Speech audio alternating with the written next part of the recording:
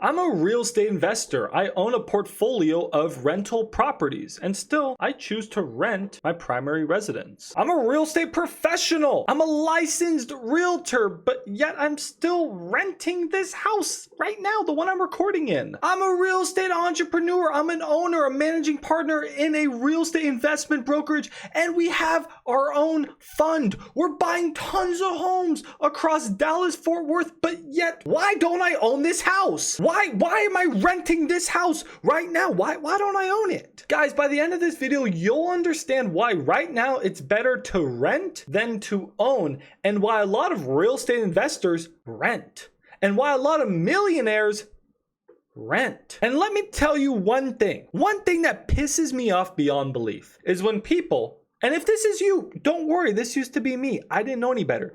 Tell me why I hate renting. Renting is just taking money and pissing it away. I got to clean that up now. It's just pissing money away. It's wasting money. I'd rather own a house. That means I'm making money. I'm putting my money. I'm going to make money. Oh my God, that's so wrong. That is so wrong in so many ways, and let me explain. Okay, first I got to clean all this up. Hold on.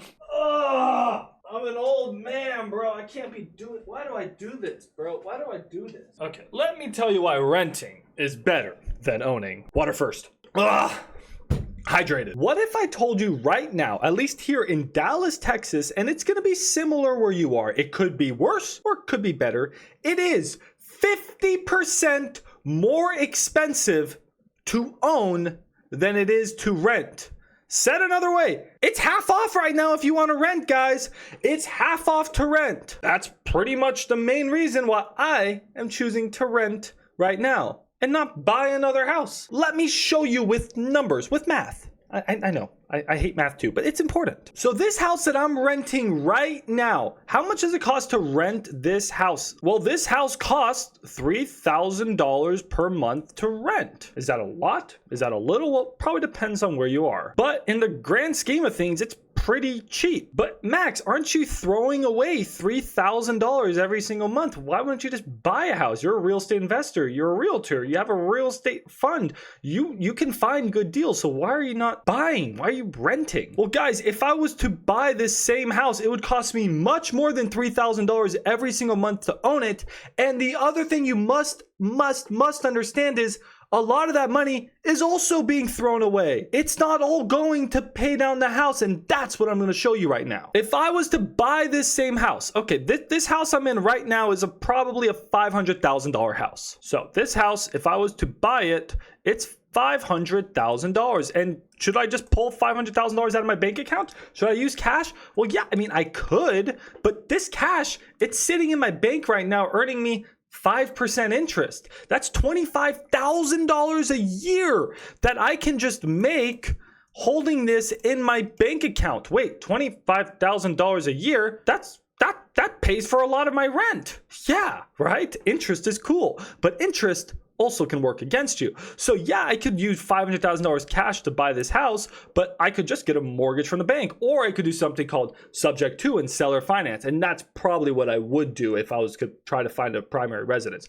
I would invest creatively, and that's what I highly recommend you do. Not financial advice, I would use sub to and seller finance. Way better way to invest. But anyways, interest rates right now are like 8%, right? If I was to get a loan right now from the bank, right, you can earn 5% if you put your money in the bank, but if you're going to get a mortgage from the bank, it'd be about 8%. Well, that's going to cause your monthly payments to be super high. And how do you calculate monthly payments? You calculate them with PITI.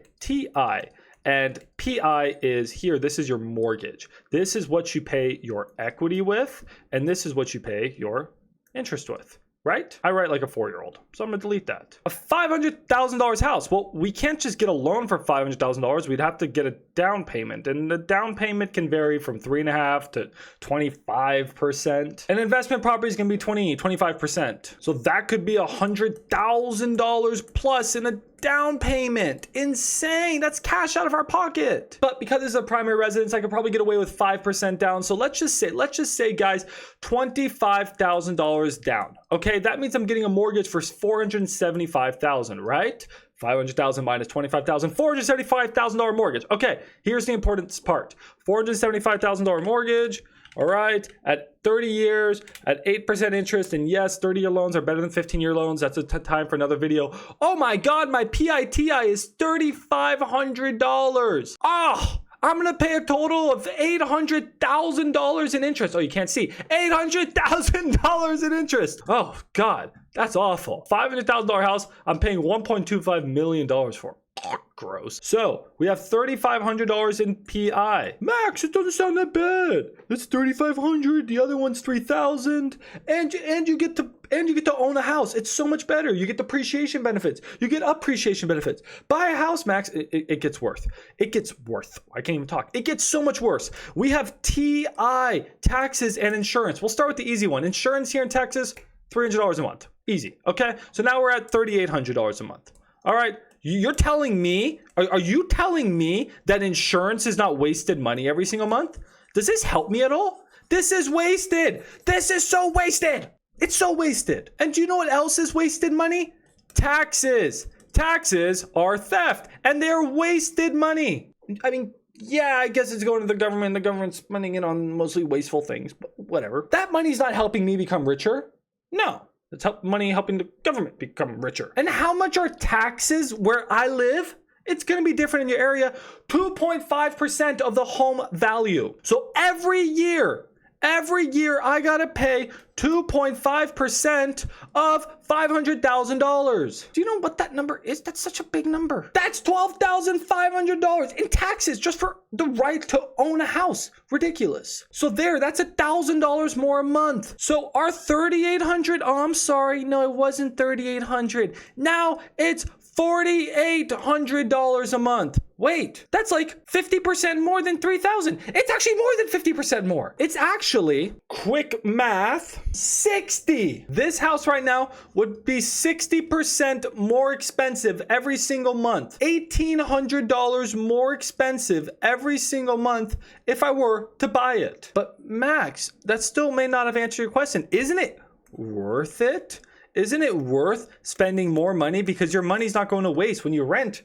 You're just giving your money to some greedy landlord. Guys, let's really think about this. I'm gonna burst your mind bubble right now. We said that taxes are wasted, right? So we can agree that $1,000 a month is being wasted. Can we agree on that? I think we can all agree on that. We can agree that insurance is wasted. When I'm renting, I don't have to pay like homeowners insurance. Sure, I can pay renters insurance, but that's super cheap. That's a whole nother conversation. I don't have to pay homeowners insurance. I don't have to protect my house from Godzilla stomping on it. I get to save $300 a month. Okay, so we can agree right now that by renting, I'm already saving $1,300. Sure, I have to waste $3,000 for the right to live here, but I'm not paying taxes and I'm not paying insurance. So that's $1,300 that I'm saving. But guys, the PI, the principal and interest, that money doesn't just pay down my $500,000 loan. I gotta go main screen for this. I gotta go big mode for this. You gotta see all of me for this. Because, guys, what you don't understand is something called an amortization schedule. When you buy a house and you get a loan from the bank. We bought a $500,000 house. We gave them $25,000 down, and we have to pay them $475,000 every single month for the next 30 years. But we don't pay that money equally. We have to pay them more money, right? Interest, we got to pay them more money. I showed you the numbers. We're paying we're paying like $750,000 more. We're paying like $1.25 million for the house. Disgusting. But we don't pay that evenly. You pay the interest mostly first, and then the principal, the actual $500,000, the actual equity in your home, you pay most of that later. So really, the first 10, 15, 20 years of your mortgage, you're mostly only giving money to the bank. So most of the time that you're owning a home is wasted. So most of the money that you're paying for your house is wasted. Let me show you. So here's our loan, and let's scroll down and you can see year one, guys, you paid $38,000 in interest to the bank, but you only paid $4,000 to principal. Year two, you paid $37,500 and you only paid $4,300 in principal. You can see that. You can see it. And what does this mean in plain English? That means that if you bought your house for $500,000 and you were to sell it next year, you would have paid $38,000 to the bank. And when you went to sell your house, you wouldn't have a mortgage of $500,000. No, you wouldn't have a mortgage of $500,000 because you were paying down your mortgage, right? Your mortgage is going down. How much did it go down? Well, it only went down $4,000. Although you paid more than $40,000 to your mortgage, you only lowered your mortgage like $4,000. You've only increased your equity, your wealth, $4,000. You paid $40,000, but you've only increased your wealth $4,000. So where am I getting at on all this, guys? What I'm saying is that when you own a house, you're not just building equity. For the first 10, 20 years, you're really only banking on appreciation. You're not really building equity. You'll only make money if your home goes up in value. You're actually pissing money away because you're paying taxes, insurance, and a ton of interest payments. Right now, it makes more sense to rent if, and this is the big part, guys, if you think the market is not going to go up in value or it's going to go down in value. If you think the market's going to skyrocket up, buy a house right now. I'm not telling you not to. If you think the market's going to go up in value, buy a house because your $500,000 house in 3 years, maybe it's a $600,000 house. And then you made $100,000. And yeah, it's worth paying it's worth paying $1,800 more a month in rent to make $100,000 in a few years. It is. I'd be dead wrong. But I don't believe the real estate market is going to go up in the short term. I am personally more bearish. I think prices are going to stay relatively flat over the next few years or go down. So what I'm personally doing is saving as much money as possible. All of this money, I'm saving it because then when there's blood in the streets, when people are desperate, when recession is here, when unemployment is up, I am going to buy more homes. And then I'll probably buy a primary resident. But the other problem I have, guys, why do I and many real estate investors and many millionaires don't buy our primary residence? Well, here's a few other things. I talked to you about the numbers and I hope you understand the numbers now, but there's a few more things. One, when we buy homes, we try to buy good deals, but oftentimes, dude, we got an addiction. Every time I buy a house, I turn it into a rental property. I see the dollar signs. I'm like, oh, shoot, this would do really well as a student housing rental. I'm just going to turn this into a rental property, right? So I turn the houses I buy into rental properties because I'm trying to make as much money as possible in my 20s and my 30s and my 40s so that when I'm 50, 60, 70, 80, 90, 100, I'm retired, right? I'm just fully retired. So that's the other thing we have. We have door addiction, right? We just try to get as many doors as possible into our portfolio. But the other thing is that I don't know where I'm going to live in 3, 4, 5 years, 7 years. And you should not buy a house if you don't know if you're going to live there for sure for at least 5 years, probably 7 to be safe. Because I feel like everybody's a little bit tainted by what we experienced in the 2020s and the 2021s, you know, the 6 feet apart, right? Home prices skyrocketed, and that's not normal. You don't buy real estate and see 30, 40, 50% appreciation in 2 years. No, that usually takes a decade. And you shouldn't buy a house and expect that you can leave and sell it in 1, 2, 3 years and make a profit. No, that's usually not how that works. Selling a house usually has 10% in costs between realtor fees and closing costs and buyer concessions and just fixing stuff up. So if you don't know where you're going to live for the next 3, 4, 5 years, don't buy a house, just rent. Have the flexibility of renting. It's okay. Guys, don't be embarrassed that you rent a house or you rent an apartment. It's not embarrassing. You're being financially intelligent. You're being savvy. If people, your friends, your girls on Tinder are making fun of you or just think less highly of you because you rent, like, why don't you own a house? I own rental properties, but I rent my primary residence, and I'm going to keep renting my primary residence until one of a few things happened. One, interest rates come down and home prices don't skyrocket, right? So if home prices stay relatively flat or go down and interest rates go down, which does happen, that will happen. I'll make a video on that. Just because interest rates go down does not mean home prices will go up. That is completely false. That is not true. That is a misnomer. You are wrong. I am right.